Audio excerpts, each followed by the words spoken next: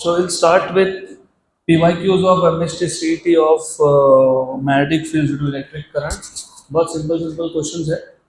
पहला question, a charged particle moves through magnetic field perpendicular to the direction. तो हमारे पास एक चार्ज पार्टिकल है which is moving through a magnetic field and it is perpendicular to magnetic field. If you remember, अगर charge particle का velocity magnetic field को perpendicular हो तो magnetic field उसके कर्वेचर को क्या कर देता है? सर्कुलर. क्या करता है? सर्कुलर. मैग्नेटिक फील्ड का कोई और रोल नहीं है except for making the curvature circular. मतलब मैग्नेटिक फील्ड स्पीड बढ़ा नहीं सकता, वो सिर्फ वेलोसिटी का डायरेक्शन चेंज करता है. क्या करता है? डायरेक्शन चेंज करता है. स्पीड बढ़ाता है क्या? नहीं. स्पीड बढ़ाता है क्या? नहीं. डायरेक्शन चेंज करता है क्या? हाँ. अब ऑप्शन पढ़ोगे तो समझेगा. Both momentum and kinetic energy of the particle are change. No. क्यों? क्योंकि मोमेंटम तो चेंज हुआ because of change in direction of velocity. Momentum is mass into velocity. याद रखना, मोमेंटम वेक्टर क्वांटिटी होता है जो वेलोसिटी पे डिपेंड करता है. काइनेटिक एनर्जी स्केलर क्वांटिटी होता है जो स्पीड पे डिपेंड करता है. क्योंकि एनर्जी ये एक स्केलर है, तो ये स्केलर है, मतलब ये v जो है ये वेलोसिटी नहीं है, ये कौन है? स्पीड है. तो वेलोसिटी का डायरेक्शन चेंज हुआ, यस. तो मोमेंटम चेंज हुआ, यस. वेलोसिटी का मैग्नीट्यूड मतलब स्पीड चेंज हुआ, नो. तो काइनेटिक एनर्जी चेंज हुआ, नो. तो अभी देखो, both momentum and kinetic energy of the particle remains constant, no. Its kinetic energy changes but momentum remains constant, no. Its momentum changes, yes, but kinetic energy remains constant, yes. Option number D. अगला question, a solenoid is connected to a battery so that a steady current flows through it. हमने solenoid को एक battery से connect कर दिया और उसमें से करंट फ्लो हो रहा है. If an iron core is inserted in the solenoid, then the current in the coil. अच्छा, ये जो क्वेश्चन है, अब ये क्वेश्चन है तुम्हारा अगले चैप्टर का, इलेक्ट्रोमैग्नेटिक इंडक्शन का, जो हमने अभी तक कवर किया नहीं है. तो इस चैप्टर को, इस क्वेश्चन को जब वो चैप्टर कवर होगा तब देखेंगे. गलती से यहाँ पे आ गया. Next question, question number 3. Two parallel conducting wires of equal length are placed distance d apart, carry current I1 and I2 respectively in opposite directions. हमारे पास दो पैरेलल कंडक्टिंग वायर्स है जिनका लेंथ इक्वल है. They are placed distance d apart, d distance पे है. Carry current I1 and I2 respectively in opposite direction. मतलब एक में अगर बॉटम से टॉप जा रहा है तो दूसरे में टॉप से बॉटम आ रहा है, right. The resultant magnetic field midpoint of the distance between the both wires is. बहुत extremely simple question again. हमारे पास दो वायर्स है, ये है वायर 1, ये है वायर 2. इन दोनों में डिस्टेंस है d. Distance between the two wires is d. Distance between these two wires is d. बराबर. Good good good good good. इसमें करंट है I1, इसमें करंट है I2 but in opposite direction. Directions are important here. और आपको बोला है कि इन दोनों का जो मिड पॉइंट है, चलो P मान लेते हैं. मतलब ये डिस्टेंस d/2 हो गया और ये भी कितना हो गया? b/2. इस P पॉइंट पे मैग्नेटिक फील्ड कितना है? सबसे पहले what you must know is, तुमको पता होना चाहिए. एक just a minute. Do I have a long straight conductor looking like a wire? नहीं है. Okay, anyways, so imagine the wire to be held in your right hand with thumb outstretched and fingers curled. अगर thumb current का direction देता है तो fingers की direction of magnetic field. तो पहले वायर के लिए वो पॉइंट टू द राइट है, तो फिंगर्स कहाँ पॉइंट कर रहे हैं? अंदर.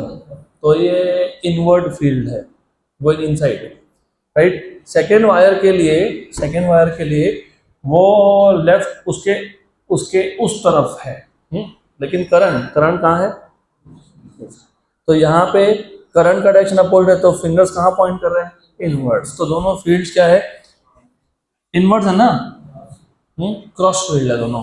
तो याद रखना, B1 and B2 both are pointing inwards. B1 and B2 both are pointing inwards at point P. At point P. Therefore, you have B equals to B1 plus B2. Direct plus मत लिख देना, पहले direction check करना पड़ता है. और do you remember what is the magnetic field? What is the magnetic field due to long straight wire? Formula याद है क्या? याद है, mu 0 by 4 pi 2 I by distance. Mu 0 by 4 pi 2 I, इधर ये I1 है, अपॉन डिस्टेंस कितना है? d बाई 2 है. d मत लिख देना, d बाई 2 है. d तो डिस्टेंस बिटवीन टू वायर्स हो गया. आपको जिस पॉइंट पे फील्ड चाहिए उसका डिस्टेंस कितना है? d by 2 plus mu 0 by 4 pi 2I2 upon d by 2. बराबर. Good good good good good good. Yes. तो अभी you can take out mu 0 by 4 pi common, 2 upon d by 2 I1 plus I2. ये 2 into 2 कितना हो गया? 4. और ये 4 और ये 4 क्या हो गया? कैंसल. तो ये आ गया mu 0 by pi 1 by d I1 plus I2. तो mu 0 by pi है ना, I1 plus I2 by D. Option number B. चलो नेक्स्ट क्वेश्चन. अगला क्वेश्चन 2022 का क्वेश्चन है. Good question. An electron of charge E and mass m. Electron है, charge E है, mass m है, is accelerate through a potential difference of v volt. तो potential difference मतलब एक साइड पॉजिटिव एक साइड नेगेटिव. इसमें तुम इलेक्ट्रॉन को डालोगे तो वो टुवर्ड्स पॉजिटिव साइड जाएगा, मतलब उसका वेलोसिटी बढ़ेगा, मतलब उसका एक्सेलरेशन होगा. इसलिए बोला है accelerated through potential difference of v volt. It enters a transverse मतलब perpendicular. It enters a transverse magnetic field B and describes circular path. The radius of the circular path x. Very good. Good. तो how to solve this question? सबसे पहले you have to understand. सबसे पहले electron एक potential difference में था, मतलब वो इलेक्ट्रिक फील्ड में था. उसके बाद वो किस में एंटर कर गया? मैग्नेटिक फील्ड में. मैग्नेटिक फील्ड ने उसके पाथ को क्या कर दिया? सर्कुलर. और आपको क्या पूछा है? रेडियस. तो ये आधा तो हम लोगों ने थ्योरी में ही कर लिया होता है, क्योंकि आपको पता है कि सर्कुलर पाथ के लिए सेंट्रीपिटल फोर्स की जरूरत पड़ती है. और centripetal force, because circular motion में नेसेसरी फोर्स सेंट्रीपिटल फोर्स होता है, और सेंट्रीपिटल फोर्स कहीं से तो आता है. तो centripetal force is equal to force due to magnetic field. Force due to magnetic field, क्योंकि मैग्नेटिक फील्ड ही उसको कर्वेचर दे रहा है, और क्लियरली मेंशन भी किया है, describe circular path in magnetic field. तो सेंट्रीपिटल फोर्स किसने प्रोवाइड किया? मैग्नेटिक फील्ड ने. What is centripetal force? mv square by r. और what is force of magnetic field? qvb sin theta. लेकिन यहाँ पे क्लियरली बोला ट्रांसवर्स मतलब परपेंडिकुलर, मतलब वेलोसिटी मैग्नेटिक फील्ड परपेंडिकुलर. तो एंगल कितना? 90. sin 90 is 1. ये और ये हो गया कैंसल. तो r चाहिए था तुमको. r को वहां भेज देता हूँ. It is mv by qv. sin 90 1 हो गया. ये तो हमने थ्योरी में भी देखा था. गुड. r चाहिए mv बाय qv. तो अब look at the options. mv by qv. q is e. क्योंकि इलेक्ट्रॉन की बात हो रही है. तो r equals to mv by eb. सही है. तो एक बार ऑप्शन देख लो. mv by eb. Option A नहीं है, जानबूझ के सब दिया है. क्यों? क्योंकि यहाँ पे v कौन है? स्पीड. और एक कैपिटल V कौन है? Potential difference.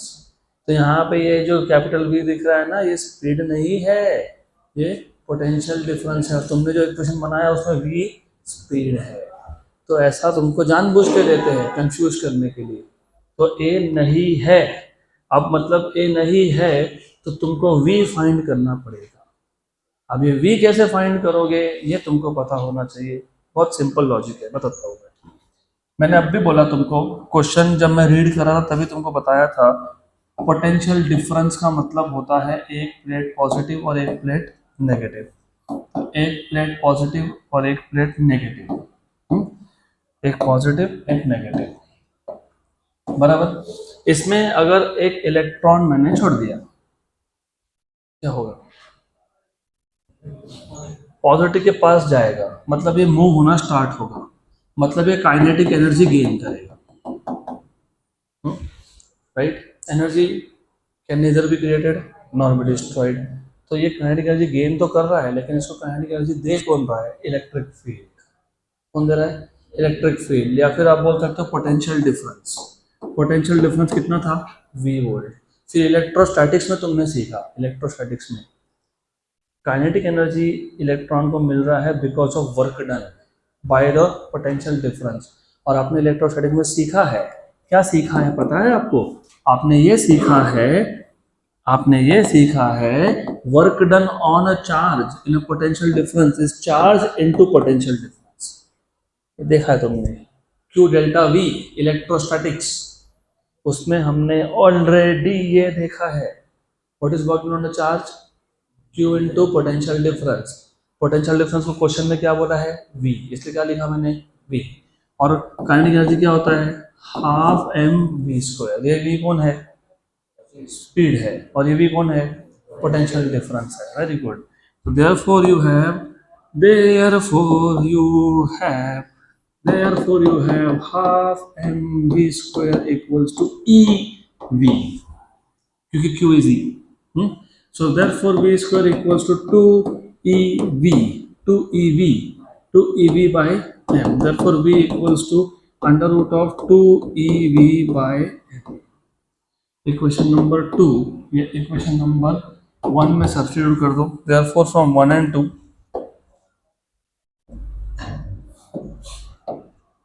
therefore from 1 and 2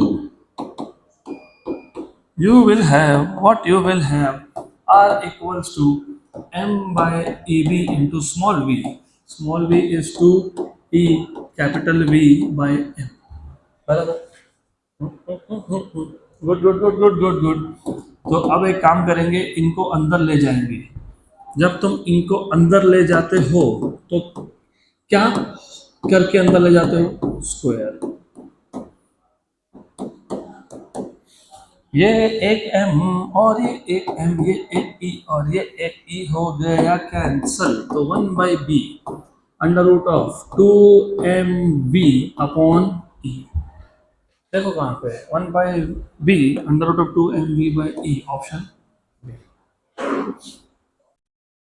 next question, अगला क्वेश्चन।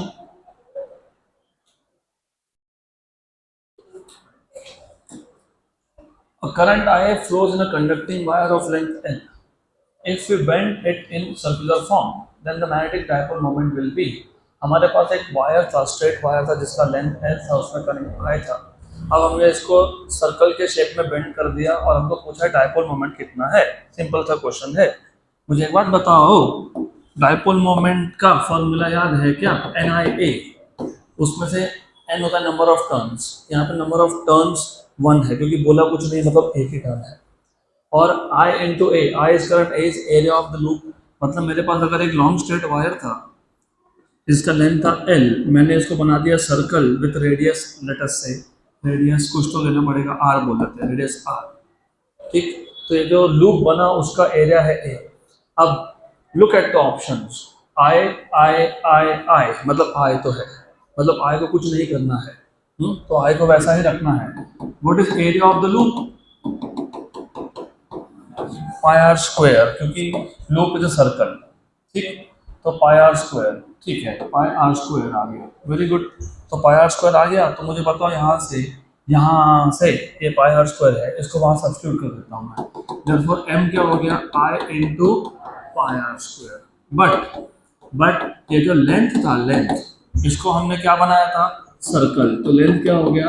2 pi are. अब ऐसा क्यों कर रहा हूँ? क्योंकि answer in terms of r भी नहीं है, answer in terms of L है, तो मुझे आर को एल के फॉर्म में लिखना पड़ेगा, एल अपॉन 2 पाई, ठीक। अब ये इक्वेशन नंबर 3 इक्वेशन नंबर 2 में सब्स्टिट्यूट कर देते हैं। Therefore from equation number 2 and 3 m क्या है, I into pi into r square, r मतलब एल स्क्वायर, 2 का स्क्वायर 4 और पाई स्क्वायर, हो गया कैंसिल और कैंसिल। तो I L square by 4 pi क्या आ गया, ये I L square by 4 pi, I L square by 4 pi, option number C. Next question, a long solenoid has 200 turns per centimeter, turns per centimeter, turns per centimeter, small n होता है ये, and carries a current I. The magnetic field at the center is 6.28 मतलब 2 pi, 6.28 into 10 raised to minus 2 Weber per meter square. Another long solenoid has 100 turns per centimeter, और एक solenoid है जिसमें 100 turns per centimeter है, and carries a current of I by 3. What is the value of the magnetic field near the center of another solenoid? Simple question. आपके पास दो solenoid है, solenoid 1, solenoid 2. So you have two solenoid, solenoid 1 and solenoid 2. Solenoid 1 में number of turns small n1 कितना है 200 turns per centimetre. मैं इसको metre में convert करने भी नहीं वाला हूँ, बताता हूँ क्यों नहीं करना है, जरूरत नहीं पड़ेगी हमको। पहले में करंट कितना है I, ऐसा क्वेश्चन में बोला है। पहले का मैग्नेटिक फील्ड B1 कितना है 6.28 into 10 raised to minus 2 tesla, weber पर मीटर स्क्वायर मतलब टेस्ला होता है। सोलेनॉइड 2 में नंबर ऑफ टर्न्स कितने हैं 100 टर्न्स पर सेंटीमीटर है, और करंट कितना है I/3, और B2 आपको पूछा है, बराबर। तो you must know, of course you know what is the formula of B, mu 0 Ni, बराबर। इसका मतलब B2 by B1 will be mu 0 N2 I2 upon mu 0 N1 I1, mu 0 हो गया कैंसल। तो B2 by B1 equals to N2 क्या है 100 turns per centimetre, और N1 कितना है 200 टर्न्स पर सेंटीमीटर। तो रेशो में यूनिट्स वैसे भी कैंसिल होते हैं, इसलिए मैं कन्वर्ट नहीं किया। I2 कितना है I/3 और ये कितना है I, वेरी गुड। तो ये कैंसिल, ये और ये भी कैंसिल, बराबर। तो ये नीचे आ गया, कितना हो गया 6। तो B2 इक्वल्स टू कितना B1/6। So therefore B2 equals to 6.28 by 6 into 10 raised to minus 2. 6.28 by 6 is 1 point something, 1.05. 1.05 into 10 raised to minus 2. 1.05 into 10 raised to minus 2. Option number B. अगला question, a circular coil carrying current I, पहली बात तो circular बोला, फिर बोला carrying current I, subtend an angle π/16 at its centre. Circular होता तो angle 2π बनता, पूरा सर्कल होता तो, राइट। इन्होंने बोला है सर्कुलर कॉइल मतलब सर्कुलर शेप है, लेकिन एंगल कितना बना रहा है π/16, मतलब ये आर्क है, सर्कल पूरा नहीं हुआ, बराबर। तो क्वेश्चन अच्छे से पढ़ लेना, क्योंकि तुम अगर इसको सर्कुलर कॉइल मान लेते हो, पूरा सर्कल मान लेते हो, तो what is the magnetic field at the centre mu 0/2 I/r, और अगर ये आर्क है तो mu 0/4 पाई I θ/r। इसके लिए क्वेश्चन हमेशा अच्छे से पढ़ो। सर्कुलर कॉइल बोला है क्योंकि ये आर्क है, आर्क, और आर्क तो सर्कल का पार्ट होता है। तो circular coil carrying current I subtend an angle π/16 at its centre, the radius of metal wire is uniform, the magnetic induction at the centre of the circular arc is, देखो इधर arc बोल दिया, very good. तो you know of course you know magnetic field at the center of arc is mu 0/4 pi I θ by radius, बराबर, good. Current को capital I बोला है और रेडियस को डिनोट किया है स्मॉल r से, ठीक है। तो व्हाट इज थीटा, π/16, बराबर। पाई कैंसिल हो गया, 16 4 था 64 आ गया, तो B इक्वल्स टू आ गया mu 0 I/64 r, 0 I by 60 बोला option B. Next question, the magnetic induction at the center of circular coil of area 4 pi meter square is 0.3। हमारे पास एक सर्कुलर कॉइल है, उसके सेंटर पे मैग्नेटिक फील्ड है 0.3 Tesla और उस कॉइल का तुमको एरिया दिया हुआ है 2 पाई।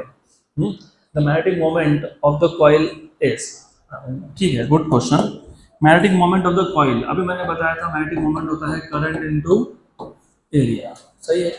अब एरिया तो तुमको पता है, लेकिन करंट तुमको पता है क्या? नहीं पता है, लेकिन तुमको मैग्नेटिक फील्ड पता है। तो do you remember what is the magnetic field at the centre of circular coil? Mu 0/2 I by R, where R is the radius of the coil, R is radius of the coil, very good। तो यहाँ से तुमको I मिल जाएगा, what is I? What is I? 2br upon mu 0, सही है, right. लेकिन तुमको R पता है क्या? नहीं, तुमको तो एरिया पता है ना, area, right. But as you know what is area of coil? pi r square, very good। तो r square is a by pi, तो r is under root of a by pi। अब इसको इस equation में substitute कर दूंगा मैं, equation number 2 में। तो देयरफॉर देखो मैं कुछ और नहीं कर रहा, मुझे मोमेंट पूछा था, मोमेंट के लिए I और A चाहिए, A पता है, I पता नहीं है, तो मैं I का इक्वेशन मैंने बनाया, लेकिन I का इक्वेशन डिपेंड करता है R पे और B पे। B मुझे पता है, यस, R पता है, नहीं, तो मैंने R को लिखा इन टर्म्स ऑफ A। तो therefore from 2 and 3 you have I equals to 2b by mu 0 under root of a by pi, equation number 4। अब ये 4 इक्वेशन नंबर 1 में सब्स्टिट्यूट कर दो, तो therefore from 1 and 4, therefore from equation number 1 and 4 what you get is m equals to I into, sorry, I तो I substitute करना ना, what is I? 2b upon mu 0 root of a by pi into a। पक्का पक्का, good. अभी value substitute करनी है। 2 into magnetic field कितनी दी थी? 0.3 अपॉन म्यू 0 कितना होता है? 4 पाई इंटू 10⁻⁻⁷ और answer in terms of mu 0 है, मतलब म्यू 0 सब्स्टिट्यूट करना ही नहीं है तुमको। ऑप्शन भी देख लो ना, इन टर्म्स ऑफ म्यू 0 है ना, तो मत सब्स्टिट्यूट करो। Area, how much is area? 2 पाई, कितना दिया हुआ है? 2 पाई अपॉन पाई, एरिया कितना दिया हुआ है? 2 पाई, बराबर। Pi pi cancel, 2 into 2 4 root two into 0.3 pi upon mu 0, बराबर। आ गया आंसर। 4 इंटू 3 कितना होता है? 12, तो 4 इंटू 0.3 कितना हो गया? 1.2 root 2 pi by mu 0, 1.2 root 2 pi by mu 0, option B. अगला question, a straight wire carrying current I is turned into a circular loop। Straight wire था, उसको सर्कल बना दिया। The magnitude of magnetic moment of the loop is m। तो जो magnetic moment है, जो तुमने पिछले क्वेश्चन में फाइंड किया, उसकी वैल्यू m बताई है और आपको लेंथ ऑफ द वायर पूछा है। वही क्वेश्चन है, घुमा फिरा के पूछा है। अच्छा, अभी क्या पूछा है आपको? Length of the wire. क्या पूछा है? Length of the wire. क्या पूछा है? Length of the wire. Length of the wire will be 2 pi r। Agree to this? क्योंकि जो वायर था उसी को तुमने सर्कल बना दिया, तो सर्कमफरेंस बन गया, और वो सर्कमफरेंस में r क्या है? रेडियस, ठीक। बट डू यू नो अभी देखा था हमने, what is magnetic moment? I into A, बराबर, गुड, हाँ कि ना? हाँ, राइट। लेकिन do you know, of course you know, what do you know? Area is pi r square, yes और no? Yes. What is r square? m by I pi, तो what is r? Under root of m by I pi. Equation number 2 ये किस में substitute करोगे? 1 में। तो from 1 and 2 Therefore, from equation number 1 and 2, from 1 and 2, L equals to 2 pi r. What is r? Under root of m by I pi. M by I pi. Therefore, L equals to 2 pi. 2 पाई को अंदर भेज देते हैं. 2 पाई अंदर जाएगा तो कैसे जाएगा? स्क्वायर होके 2 का स्क्वायर 4, पाई स्क्वायर का pi, m upon I pi, pi pi by by, pi pi by by, तो क्या बचा? 4 पाई m बाय आई का रूट. कहाँ पे देखो? 4 पाई m बाय आई का रूट. Option B. अगला क्वेश्चन.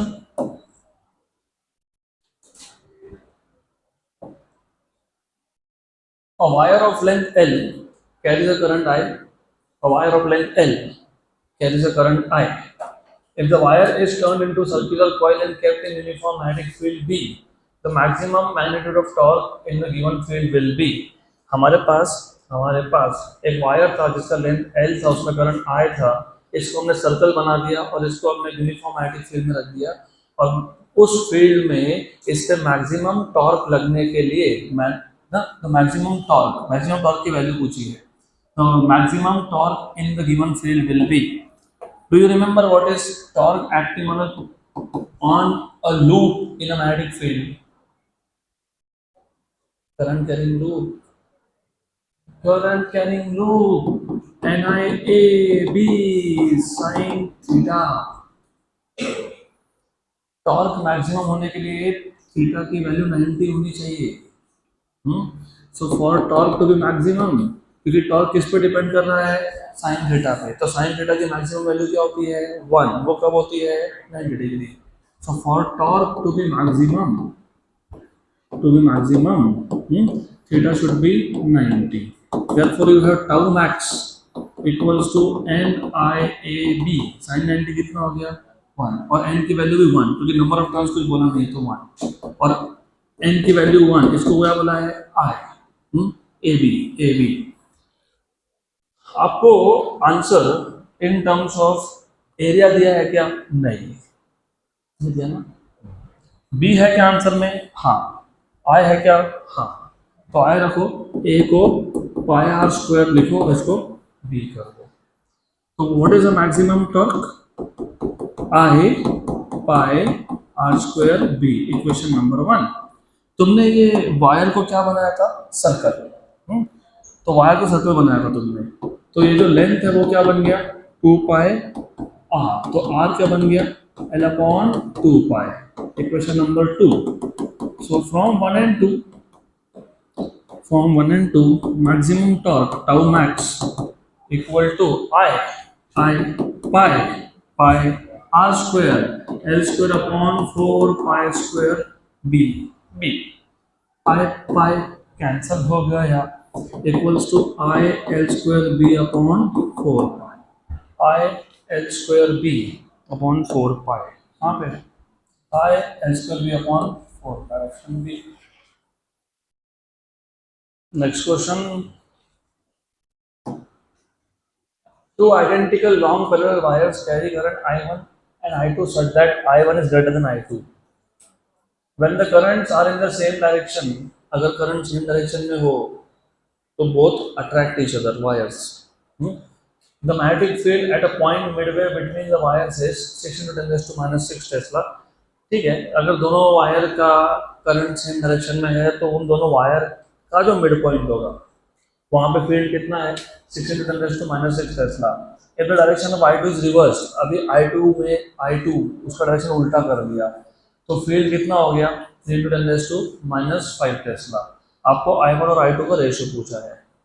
सिंपल क्वेश्चन है ये भी. गुड क्वेश्चन और सिंपल क्वेश्चन. तो ठीक है, फिर स्टार्ट विथ, यहाँ पे 2 केसेस कर लेंगे, केस 1 केस 2. ये पहला वायर है, ये दूसरा वायर है. Both are parallel. Yes. They are separated. Distance का कुछ नहीं बोला, कोई बात नहीं, तो जरूरत भी नहीं है हमको. तो इन दोनों में डिस्टेंस को d मान लेते हैं. डिस्टेंस को d मान लेते हैं. या इसमें जो करंट है, पहले करंट दोनों का सेम डायरेक्शन में था. I1 है ना I2 सेम डायरेक्शन में था, तो उस केस में जो मैग्नेटिक फील्ड का वैल्यू था, वैल्यू B1 कहाँ पे, मिड पॉइंट पे, मतलब यहाँ पे। अच्छा एक काम करना, डिस्टेंस तो हमारी मर्जी में जो लिखे, मैं 2D लिख देता हूँ। क्यों 2D लिखा, फिर ये D और D हो जाएगा ना, नहीं तो फिर D/2 लिखना पड़ता है, इसके लिए D और D। What is the value of B1? 6 into 10 raised to minus 6 Tesla. Right. अब इन्होंने बोला है कि तुमने अब I2 का डायरेक्शन रिवर्स कर दिया, I2 इसको उल्टा कर दिया, बस इसका डायरेक्शन तुमने कर दिया रिवर्स, उल्टा कर दिया।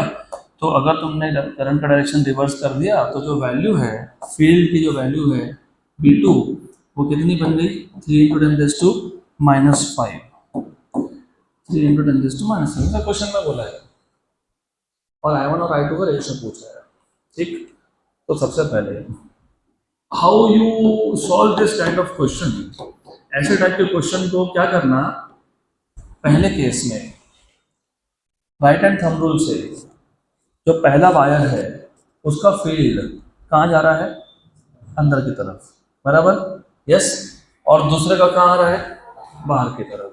तो केस 1 केस 2 जब करोगे ना, तो केस 1 केस 2, इसमें पहले केस में B1 माइनस B2 होगा, B1 माइनस B2, डायरेक्शन क्या है, अपोजिट है। अब B1 माइनस B2 होगा, याद रखना। तो जो नेट फील्ड है ना यहाँ पे, तो इस पर एक काम करता हूँ, इसको 1 नहीं बोलता हूँ, इसको B बोलता हूँ, इसको B डैश बोलता हूँ। तो B is B1 plus B2 कि minus B2, minus, where B1 is the field of first wire and B2 is the field of second wire, और दोनों का नेट फील्ड कितना हो गया, B। दूसरे केस में कितना हो गया, B डैश। दूसरे केस में क्या होगा,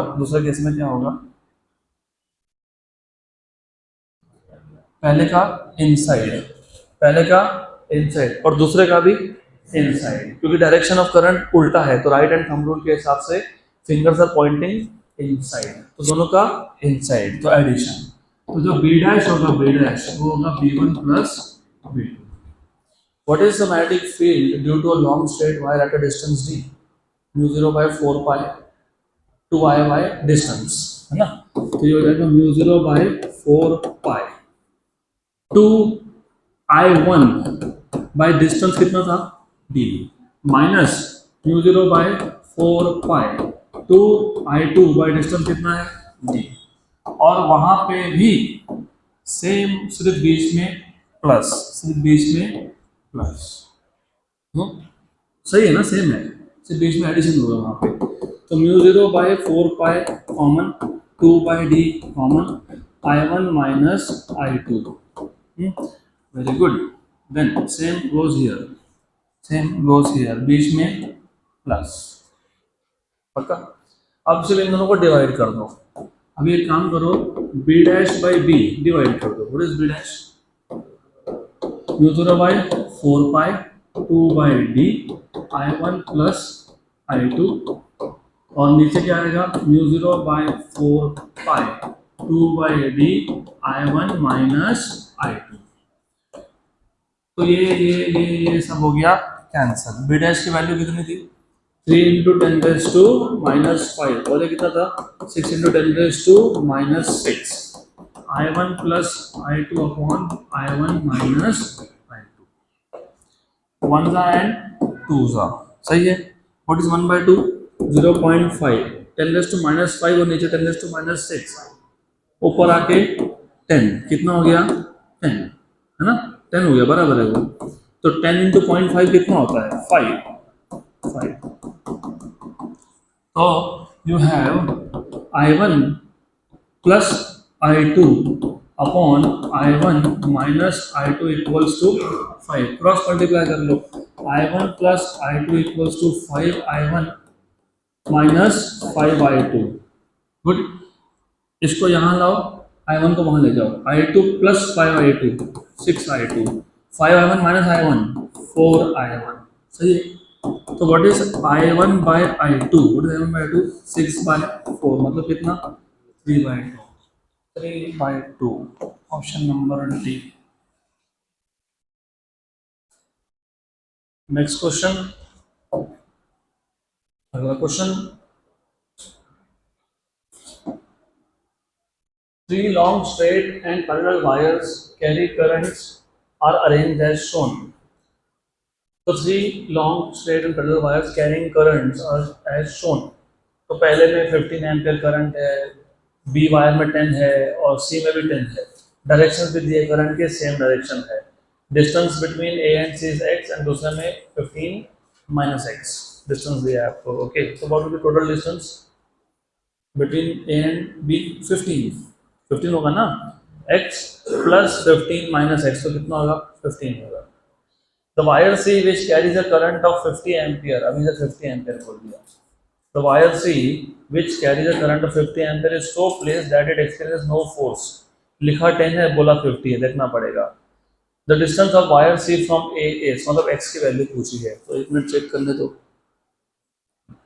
50 ही है, वो लिखा 10 है और उधर दिया 50 है। गुड, ठीक, गुड। तो ऐसा है, जो सी वायर है उस पे फोर्स नहीं लग रहा है, पहली बात।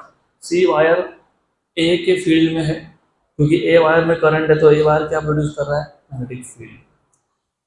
सी वायर बी के फील्ड में भी है, बराबर। तो और लाइक करंट्स क्या करते हैं? अट्रैक्ट। इसका मतलब जो ये सी वायर है उसको ए वायर भी अट्रैक्ट कर रहा है और बी वायर भी अट्रैक्ट कर रहा है। तो force on C due to B and force on C due to A, they are equal in magnitude but opposite in direction, क्योंकि कैंसिल हो जाएगा ना। सी पे जितना फोर्स ए ने लगाया उतना ही बी ने लगाया अपोजिट डायरेक्शन में, तो कैंसिल हो गया। तो ये कंडीशन बन गई आपकी। तो force on C due to A and force on C due to B, they will be equal magnitude but opposite in direction, cancel हो जाएंगी। What is the force? What is the force on wire 1 due to wire 2? याद है क्या? नहीं याद है, याद होना चाहिए। Mu 0 by 4 pi two I1 I2 by distance. I1 मतलब IC, I2 मतलब IA, और A और C में डिस्टेंस कितना है? x, वही तो फाइंड करना है। इनटू लेंथ, इनटू L भी होता है, वैसे वो L कैंसिल होगा। What is the force between C and B? Mu 0 by 4 pi two I1 I2 by distance into length.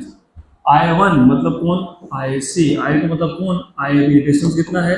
15 minus x.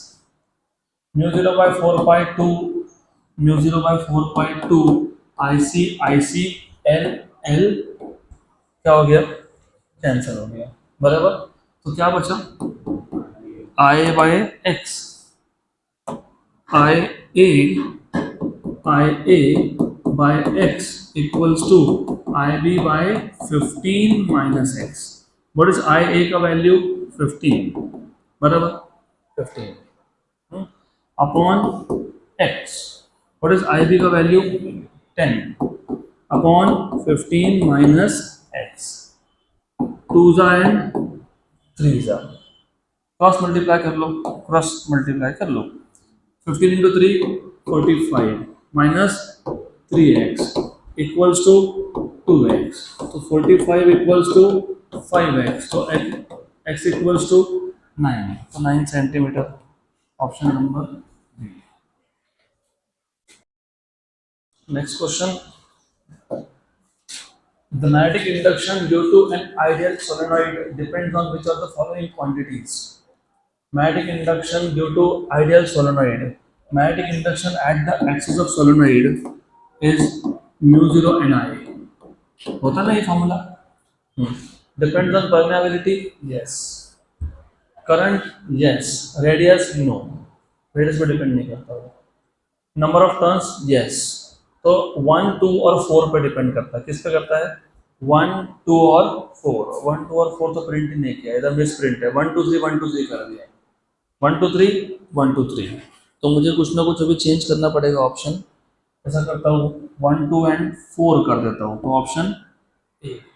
Radius पे डिपेंड नहीं करता हूँ। अगला question, a current of 5 ampere is passed through a straight wire of length 6 centimeter, then the magnetic induction at a point 5 centimeter from either end of the wire on the same side is। अच्छा question है। हमारे पास एक wire है जिसका current कितना है 5 ampere, length कितना है वायर का 6 centimetre, then the magnetic induction at a point 5 centimetre, लेकिन ये 5 सेंटीमीटर कहाँ से है, from either end of the wire edge. तो पहले तो क्वेश्चन समझना पड़ेगा तुमको। तुम्हारे पास ऐसा है, ये एक वायर है 6 centimetre long, this is 6 centimetre long, कितना 6 सेंटीमीटर लॉन्ग, तो इसका आधा 3 और नीचे 3। हमारे पास एक पॉइंट है, वो वायर से कितना दूर है 5, लेकिन ईदर एंड से मतलब दोनों में से किसी भी एक एंड से।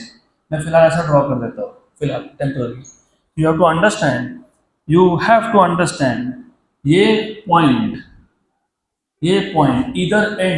ईदर मतलब दोनों में से किसी भी एंड, तो ये जो है ना, ये इक्विडिस्टेंट पॉइंट कभी भी परपेंडिकुलर बाइसेक्टर पे ही होता है। वायर से इक्विडिस्टेंट पॉइंट हमेशा किस पे होता है, परपेंडिकुलर बाइसेक्टर पे ही होता है। इसके लिए मैंने ये लाइन ड्रॉ की क्योंकि ये सेंटर था, परपेंडिकुलर बाइसेक्टर सेंटर से ही निकलता है ना, बराबर, पक्का। उन्होंने वैसा बोला है कि 5 सेंटीमीटर वायर के किसी भी एंड से, तो ये 5 सेंटीमीटर और ये भी 5 सेंटीमीटर, तो ये जो इक्वल डिस्टेंस के पॉइंट होते हैं वो परपेंडिकुलर बाइसेक्टर पे होते हैं। और ये डिस्टेंस कितना है 3, और ये भी कितना है 3, तो ये फाइंड कर लेना, मिल जाएगा, जरूरत पड़ेगी नहीं वैसे। चलो ठीक है, कर लेते हैं। तो ये डिस्टेंस कैसे फाइंड करोगे, इसको मैं एक्स बोलता हूँ। कैसे फाइंड करोगे, x square plus 3 square equals to 5 square, तो what is x square, 5 square minus 3 square मतलब 25 माइनस 9 मतलब कितना 16, तो एक्स कितना 4, तो ये आ गया 4। अभी आपको पता होना चाहिए ये एंगल और ये एंगल अल्फा और ये बीटा ये सेम बनते हैं, क्या बनते हैं, सेम बनते हैं। और ये अल्फा बीटा एंगल पता होगा तो क्वेश्चन सॉल्व होगा। चलो नहीं भी पता होगा तो देखते हैं क्या करना है। ये एक फाइनाइट वायर है, क्या है ये फाइनाइट वायर। अगर ये इन्फिनाइट वायर होता, क्या होता, इन्फिनाइट वायर, तो तुम मैग्नेटिक फील्ड लिखते μ0/4π 2I डिस्टेंस। लेकिन वो कौन से वायर का है, इन्फिनाइट। ये इन्फिनाइट है क्या, नहीं। तो फाइनाइट वायर में 2 नहीं आता है और इधर आता है sine alpha plus sign beta. वैसे तो इस केस में अल्फा बीटा सेम बनने वाले हैं क्योंकि ये परपेंडिकुलर बाइसेक्टर पे है। तो ये परपेंडिकुलर बाइसेक्टर एंगल को भी बाइसेक्ट करता है, तो वो एंगल बाइसेक्टर भी होता है। इस केस में अल्फा बीटा सेम है। इस केस में देख लो, what is sine, which side by which side, opposite upon, तो साइन अल्फा क्या है 3/5, साइन अल्फा क्या है 3/5। और by the way look at the option, किसमें है ये, गॉस गॉस गॉस और tesla. Gauss is CGS unit, कौन सा यूनिट, कौन सा यूनिट, कौन सा यूनिट, सीजीएस। सीजीएस में μ0/4π की वैल्यू 1 होती है, कितनी होती है 1 होती है, तो लिखना नहीं पड़ता है वो, मैं अभी लिख देता हूँ, आगे बोलूंगा मैं, अभी फिलहाल लिख देता हूँ μ0/4π आई, व्हाट वाज करंट, कितना 5 एम्पियर, व्हाट इज एक्स का वैल्यू अभी फाइंड किया तुमने 4 सेंटीमीटर, 4 ही रखो, इसको 4 ही रखो। या दूसरा काम क्या कर सकते हो तुम, इसको पूरा पहले एसआई में फाइंड करो फिर सीजीएस में कन्वर्ट करो, वो भी कर सकते हो, वो भी कर सकते हो, तो वो कर लो। चलो 10⁻⁻2 बराबर, what is sine alpha 3/5, what is sign beta 3/5 बराबर, व्हाट इज μ0/4π 10⁻⁻7 इंटू 5/4 और ये 10⁻⁻2 ऊपर आके 10⁻+2, ये 3/5 दो बार, तो 2 इंटू 3/5 दो बार आ गया ना, ये और ये 5 और 5 कैंसल, 1 और 2 सा, very good good good good. 3/2 कितना होता है 1.5, ये कितना आ गया 10⁻⁻2 -5, ये किसमें आया? टेस्ला में। किसमें आया? टेस्ला में। आपको पता है टेस्ला और गॉस का कन्वर्जन पता है आपको? 1 गॉस इज 10⁻⁴ टेस्ला। कितना? 10⁻⁴ टेस्ला। एक काम करो, ये कितना है? 10⁻5 है, इसका 10 मैं इसको दे दूँ, दे दिया क्या? तो क्या हो गया? 0.15 इंटू 10⁻⁴। आपको मैंने अभी बोला 10⁻⁴ टेस्ला इज 1 गॉस। कितना? 1 गॉस। तो आंसर क्या आएगा? 0.15 गॉस। 0.15 गॉस, ऑप्शन नंबर सी।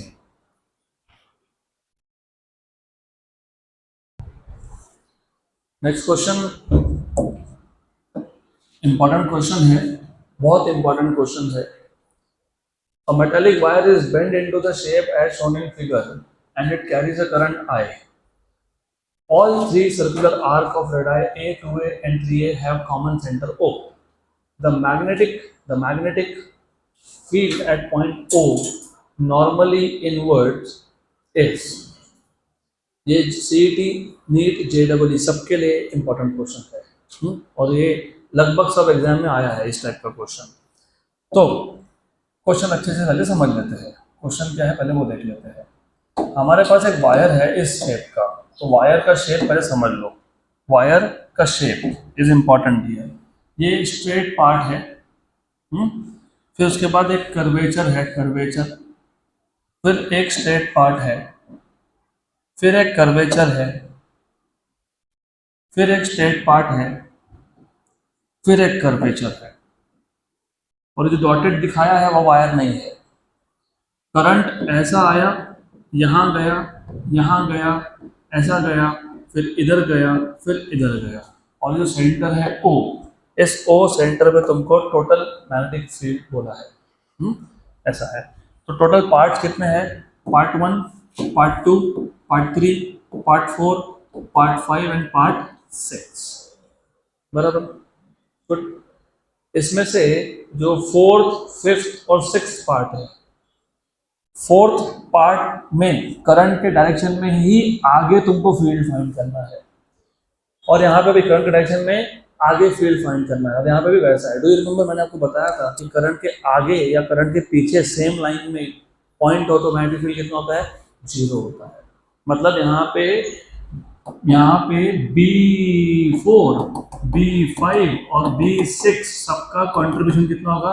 0, क्योंकि यहाँ पे थीटा 0 बनता है और साइन 0 होता है। और छोटे छोटे पार्ट्स का फील्ड फाइंड करने के लिए तुम बायोट सावर्ट लॉ यूज करते हो, और बायोट सावर्ट लॉ में साइन थीटा होता है, IDL sin theta by r²।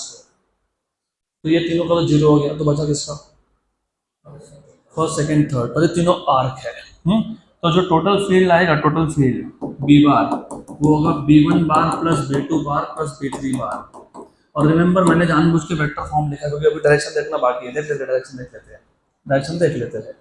If you look, 1 और 3 डायरेक्शन सेम है करंट का, 1 और 3 में करंट का डायरेक्शन सेम है। तो ये जो भी मैग्नेटिक फील्ड प्रोड्यूस करेंगे वो सेम डायरेक्शन में होगा। और जो सेकंड पार्ट है वो करंट अपोजिट डायरेक्शन में है, तो उसका उल्टा होगा। इसका मतलब जब तुम फील्ड फाइंड करोगे ना, तो वो होगा B1 minus B2 plus B3। नहीं तो देख लो, करंट कहाँ जा रहा है? To the left. Fingers point पे कहाँ? Inwards. Right hand thumb rule, inwards. तो पहले का और तीसरे का क्या है? इनवर्ड्स है, और दूसरे का क्या है? आउटवर्ड्स है, तो माइनस है। बराबर? पक्का? Good. Therefore, B equals to, what is the magnetic field due to arc? μ0 by 4 pi I theta by distance। अभी देखो, ये पहला आर्क, दूसरा आर्क या तीसरा आर्क, तीनों का एंगल क्या है? सेम है ना? और करंट भी क्या है? सेम है, सिर्फ डिफरेंस है डिस्टेंस में। पहले आर्क का डिस्टेंस ए और ए कितना? 3a minus μ0 by 4 pi I theta by 2a plus μ0 by 4 pi I theta by a। इन सब में से कॉमन क्या आ गया? μ0 by 4 pi I theta by a। 1/3 minus 1/2 plus 1।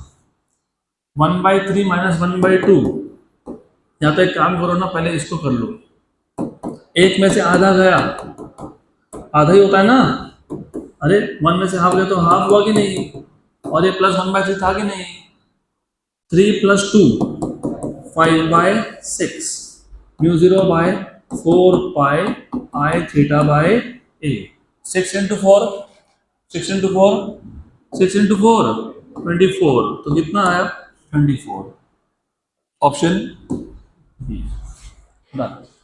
So that's it for today.